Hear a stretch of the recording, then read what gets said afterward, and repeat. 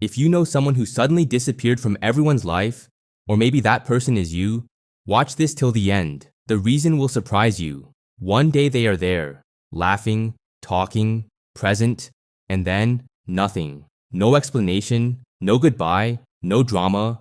They just disappear. They stop replying to messages. They skip every gathering. They pull away from friends, family, sometimes everyone. People around them say, "What happened to them? Did we do something wrong? Why are they acting like this?" But here is the truth nobody talks about. People who cut everyone off are not cold. They are not heartless. They are not arrogant. They are exhausted in a way that words cannot explain. Part 1. The real reason. Psychology has a name for this behavior. It is called emotional withdrawal, and it does not happen overnight. It builds slowly, over months, sometimes years. Here is how it starts. They gave too much, for too long. They were always there for everyone, always the strong one, always the one people called at 2 a.m., always the one who fixed things. And slowly, they started feeling invisible. They helped everyone, but when they needed help, nobody showed up.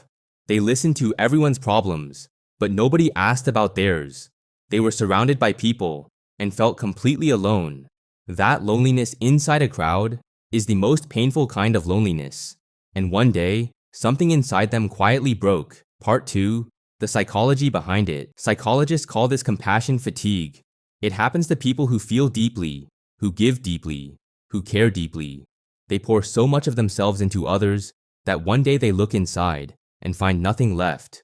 So what do? They disappear, not to punish anyone, not to be dramatic, but because silence feels safer than being hurt again.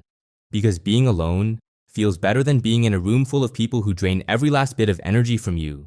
There is also something called avoidant attachment. People with this pattern were often hurt in the past, by someone they trusted, by someone they loved deeply, and their brain learned a painful lesson. The closer you get to people, the more they hurt you. So their defense mechanism becomes distance. If I don't let anyone in, no one can hurt me. If I disappear, I stay safe. It is not a choice they make consciously. It is a wound that protects itself. Part 3. The signs. How do you know if someone is going through this? They take forever to reply, or stop replying completely. They cancel plans constantly. They seem fine on the surface, but distant in the eyes. They say, "I'm okay," but something feels off. They used to be open. Now they share nothing. And the biggest sign, they stop asking for help, even when they are falling apart inside. Because somewhere along the way, they decided that needing people is a weakness they cannot afford. Part 4. What they actually need. Here is what most people do wrong. They take it personally. They get angry. They give up on that person. And that confirms exactly what the person feared. See, nobody actually cares. What they actually need is not pressure, not questions like, "Why are you ignoring me?" Not guilt trips, not confrontations. What they need is someone who stays.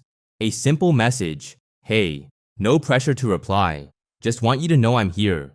That one message can reach a person in isolation in a way 100 phone calls never could.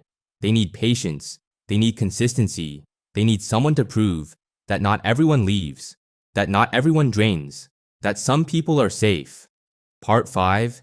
If this person is you. And if you are the one who cut everyone off, first, understand this. What you did was not wrong. You protected yourself, and you were allowed to. But ask yourself honestly, are you healing in that silence, or are you hiding?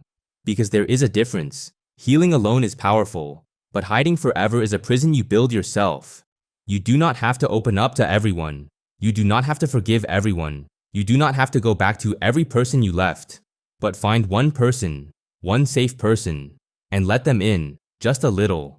Because humans are not built for permanent isolation, no matter how much the pain tells you otherwise. Part 6.